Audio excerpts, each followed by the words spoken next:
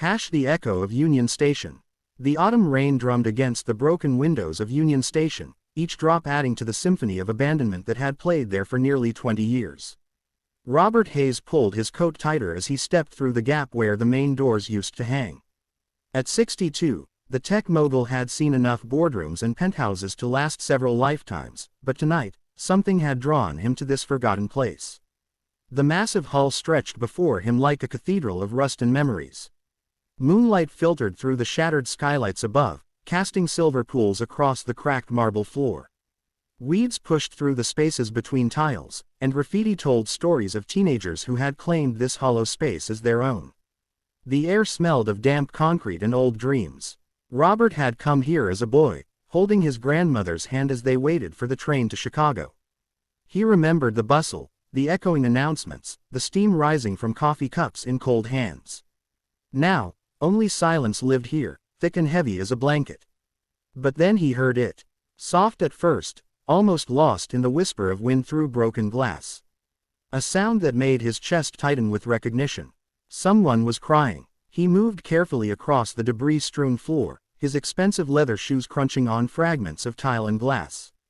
The sound grew clearer as he approached the old ticket counter. There, huddled in the shadow of what had once been the information booth, sat a girl who couldn't have been more than 10 years old. Her dark hair fell in tangled waves around her face, and her clothes, though clean, had seen better days. A small backpack rested beside her, and in her arms, she clutched a stuffed elephant that had lost most of its gray fur. The elephant's button eyes caught the moonlight as she rocked gently back and forth, her quiet sobs echoing in the vast emptiness. "Hey there," Robert said softly, crouching down several feet away. He had learned from his own daughter that frightened children needed space. "Are you okay?" The girl looked up with eyes that seemed far too old for her face.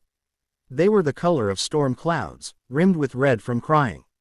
She studied him for a long moment, taking in his expensive coat and the kind lines around his eyes. "I'm Sarah," she whispered, her voice barely audible above the rain. "I'm waiting for someone." Robert glanced around the empty station. No other footprints marked the dust except his own. "Who are you waiting for, Sarah?" "My mom." The words came out broken, like pieces of glass. "She said she'd meet me here. She said she'd come back for me." A cold understanding settled in Robert's stomach. He had seen enough news reports, heard enough stories. Children left behind, promises broken, hearts shattered in places just like this. "How long have you been waiting?" Sarah hugged her elephant tighter. "Since this morning. Maybe yesterday morning. Time feels funny here." Robert's heart ached. He thought of his own daughter, Emma, safe in her college dorm 3,000 miles away. He thought of all the nights he had worked late, all the promises he had broken, all the times he had put money before moments. "Sarah," he said gently, "I don't think your mom is coming tonight. It's cold here, and you must be hungry. Can I help you find somewhere warm to stay?" The girl's eyes filled with fresh tears. "But she promised. She said she'd never leave me like Daddy did. She said this place was special, that it connected people to where they needed to go." Robert looked around the crumbling station with new eyes. Union Station had indeed connected people to their destinations for nearly a century. Families reunited, lovers embraced, dreams boarded, trains bound for distant cities. Even now, in its decay, it had connected him to this moment, to this child who needed him. "You know what?" he said, settling more comfortably on the cold floor. "Your mom was right about this place being special. It does connect people to where they need to go." Sarah tilted her head, curious despite her sadness. 50 years ago, I was a scared little boy in this very station," Robert continued. "My grandmother brought me here when my parents died. I was crying, just like you. And this old station, it led me to a new family, to people who loved me, to a life I never could have imagined." The girl listened, her sobs gradually quieting. "Sometimes," Robert said carefully, "the people we love can't keep their promises, even when they want to. But that doesn't mean we're alone. Sometimes the station connects us to different people than we expected." Sarah wiped her nose with her sleeve. "Are you one of those people?" The question hung in the air like morning mist.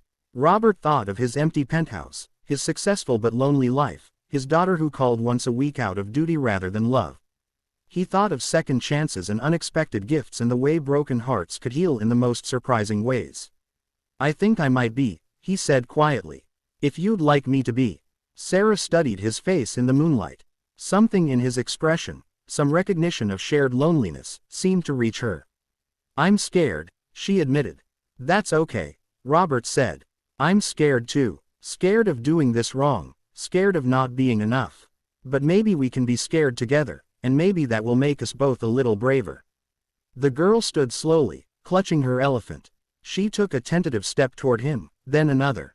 When she reached out with one small hand, Robert took it gently in his own. "What happens now?" Sarah asked. Robert looked around the station one last time, at the place where trains once carried people toward their futures. "Now we go home," he said. "And tomorrow, we figure out what comes next. Together." As they walked toward the broken doorway, their footsteps echoing in the empty hall, neither of them looked back. Behind them, Union Station settled into its quiet vigil, having once again fulfilled its purpose. It had connected two lost souls to exactly where they needed to go.